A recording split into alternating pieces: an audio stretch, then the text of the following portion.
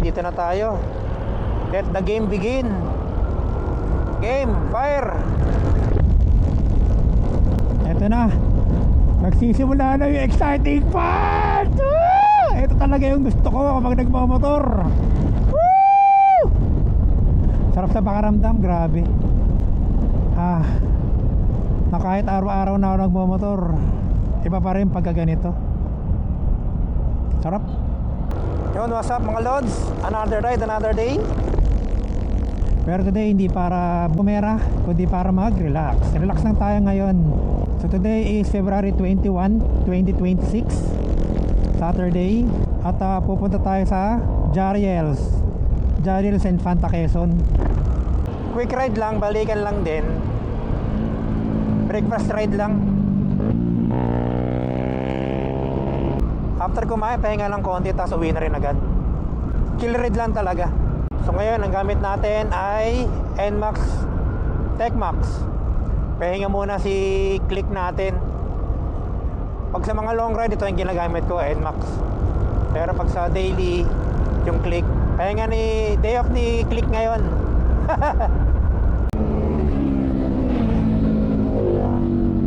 Ang bibilis. Grabe oh, banking. So first time ko parang mag-ride mag-isa. Madalas dalawa o tatlo or mas marami pa. Ngayon try ko na munang solo. Sabi nila iba din daw kapag solo. So ngayon natin malalaman kung anong pagkakaiba ng solo ride sa group ride. Yun. So let's G. So time check tayo mga lods. 7 na ng umaga. Umalis ako sa bahay mga 5:30 ng umaga. At dito na tayo sa banda sa, ewan ko, hindi ko kasi kabisado to eh. Papunta ng papunta ng Marilake. Sarap ng daan no. Hindi ko alam kung anong, basta yun no, kilometer 43 na tayo.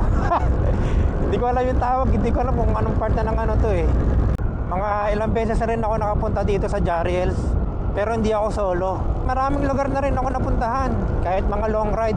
Pero first time ko lang din mag-ride talaga ng solo. Ngayon ko lang talaga malalaman yung pakaramdam ng solo sa group rides. Dati kasi kahit malayo, basta may kasama ako kahit isa. Ngayon talagang solo. Kaya nilapitan ko lang muna yung solo ride ko. Titinong ko lang muna kung kaya ba o anong pakaramdam. Kaya malapit lang. Sa ngayon, papakiramdaman ko yung pakaramdam ng solo ride.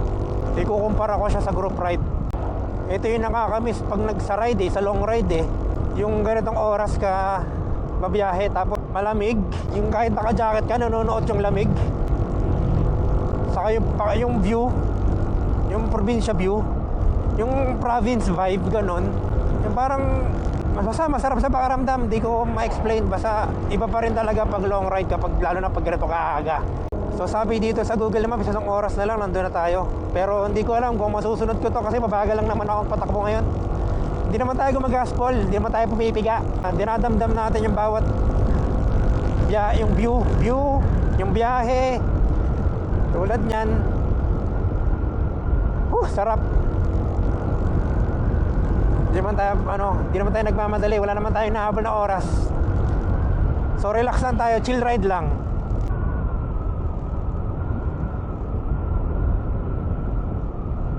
Sa mga followers ko pala sa TikTok, yung mga nagme-message sa akin, minsan gusto doon nilang sumabay sa trip ko.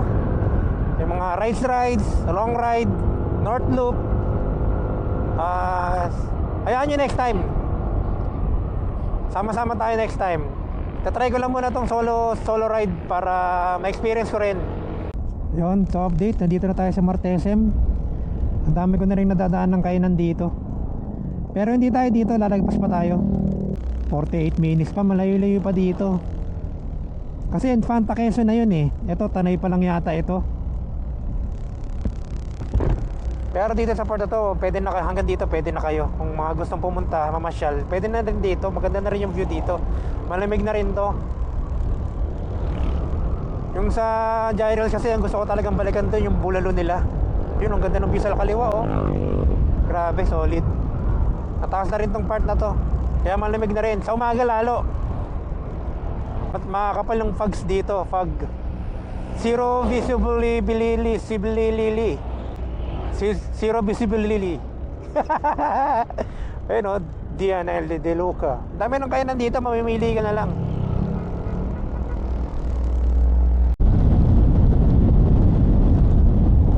Wag lang sana umuulan doon sa pupuntahan natin. Parang madilim banda ron ah. Wag naman sana. Para smooth lang ang biyahe. Dito na tayo sa tinatawag nilang parang lihim na lagusan. Ayun oh. Parang tatagos ka ng bundok. Ito na yata yun ang tinatawag nilang lihim na lagusan. Solid dito mga tol. Oh, dami pa nga nakipicture oh. Ang problema parang tayo sa isang ambon ah. Wag naman po. Grabe, sobrang ginaw dito sa part na to. Lakas pa ng hangin. Grabe, nanonood yung ginaw. Buti naka ano ako, naka anti-fog yung lens ko, kaya hindi na siya nagpa-fog. Grabe yung ginaw dito, ibang klase ah. Kaya naman pala maginaw. May mga fog. Yun oh, sa paligid. Oh, grabe ang fog. Ano oras na yan ha? 8 o'clock na, may fog pa rin, saka makulimlim. Oh, grabe, oh, solid. Kaya naman pala, nandito na tayo sa kilometer 90. Sa may dating legendary arco ng Infanta. Kaso tinanggal na dahil dito dumadaan yung mga truck ng ano, windmill. O dito tayo, picture muna tayo saglit. First time ko makapag-picture dito sa kilometer 90 na to ah. Picture. First time dito sa Infanta. Daming tao dito. Saglit na lang. Dito na tayo sa Jarils eh.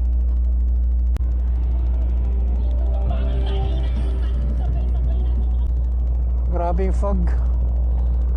Tsura pala ng ano, paligid na ginaw na eh. Buti nakadoble ako. Jacket na, tapos long sleeve pa sa loob, pero malamig pa rin. Ay, naku po! Solid. Nakakilig talaga kapag ano eh, no? Trip mo yung ginagawa mo. Nakakilig. Sarap pa sa pakiramdam, sobrang lamig. Yung ginaw dito.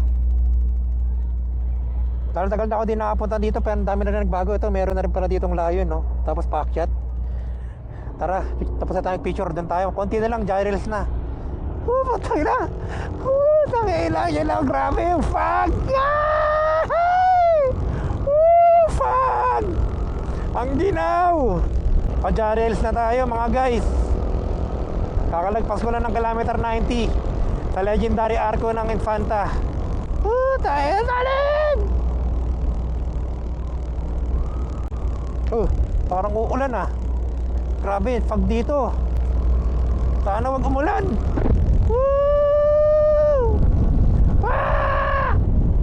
Ay, sarap. Grabe, walang makita dun. Wow, solid.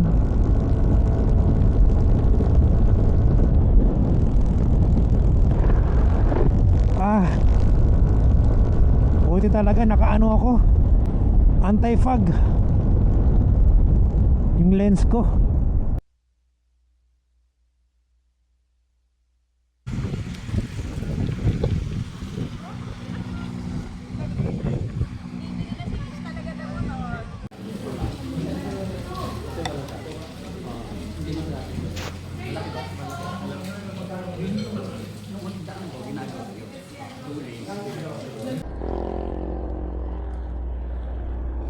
Pauwi na tayo mga lods.